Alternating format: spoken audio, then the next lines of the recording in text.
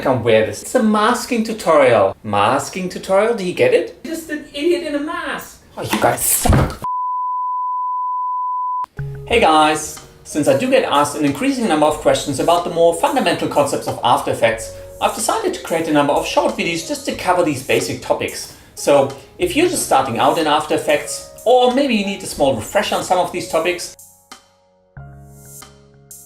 then these videos are for you.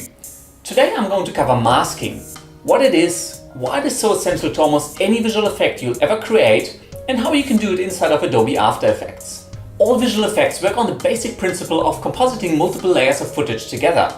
Now, if you simply place two clips on top of each other, only the top layer would be visible because it would obscure any layers beneath it.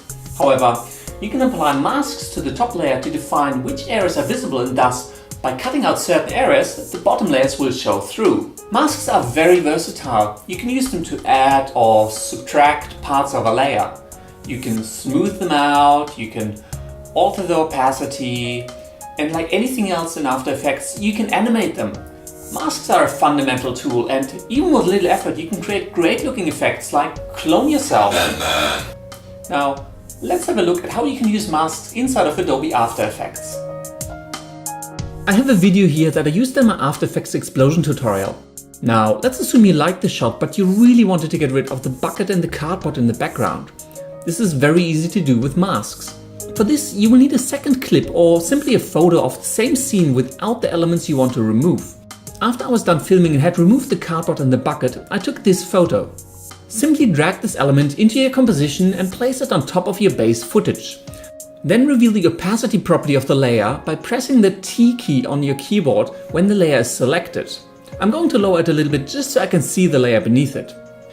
To create a mask, you can either use predefined shapes like rectangles and circles, or you can use the pen tool to draw any shape you like. Ensure that your top layer is selected, then click on the pen tool and draw a mask around all the elements you want to remove. If you click and drag as you place the points, you will see the Bezier curve handles appear. You can adjust these handles to add smooth curves to your mask. For now, however, I'm going to undo those points and just use straight lines. Make sure you close the mask by placing the end point of the shape on top of the start point. If you now increase the opacity of the masked layer, the cardboard and bucket will be gone.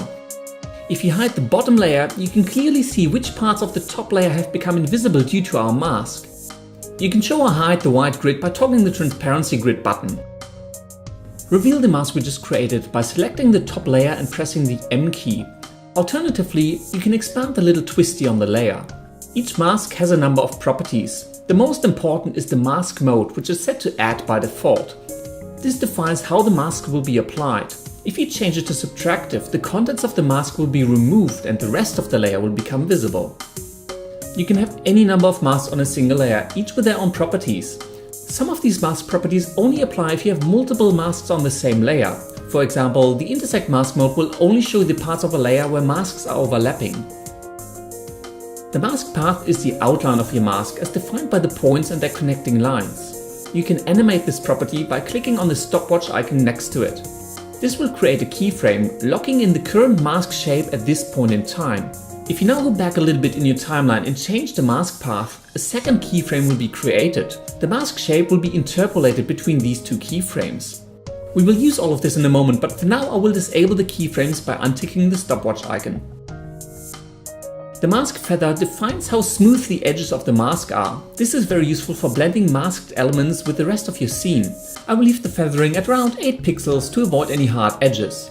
The mask opacity defines how strong the mask will be applied to the layer, and the mask expansion property is used to expand or contract the shape of our mask. Now let's do something actually useful with these properties. When I play the entire video with our masked element that cover up the cardboard box and the blue bucket, we'll run into a problem as I walk out of the shot on the right hand side. The masked element cover up my legs. There are a number of ways to fix this, but since this is a masking tutorial, I thought, hey, why not use masks to fix this? Go to the position in the timeline when the masked out elements start overlaying on your actor or moving object and enable the stopwatch on the mask path property. When all vertices of a mask are displayed as solid squares, you can simply drag the mask around. You can alt-click on the mask to get into this mode. Click outside of the mask and all vertices will turn to circles. Now you can drag individual vertices around. start adjusting the mask frame by frame to fit tightly around the moving elements so as not to cover it up. Notice that a number of grey keyframe indicators are created in your timeline. You can move forward and backwards a single frame by using the page up and page down keys on your keyboard. Now, the cardboard and the bucket start showing up between my arm and my torso, but don't worry about that for now, we'll add a few more masks soon to cover those up. Once you've used your mask to cover up what you can simply move it off screen in the last keyframe and leave it there. Next, add any additional masks you need to the layer. Again, give them the required amount of feathering to make them sit nicely in the scene and animate their mask path. I like to animate them to come on screen just as they are needed, in this case, just as the cardboard becomes visible to my left. Once you've finished animating all the masks you need to cover up the desired elements, your shot will be complete, and you will have learned how to use masks in Adobe After Effects. I hope you enjoyed this tutorial, and as always, please leave any comments, questions or suggestions in the section below. And go check out my new Surface Studio Facebook page, where I will post more frequent updates, some behind the scenes stuff and other random tips and tricks. Until next time, I will see you later. So now it's okay, now I can wear it, right? Cool.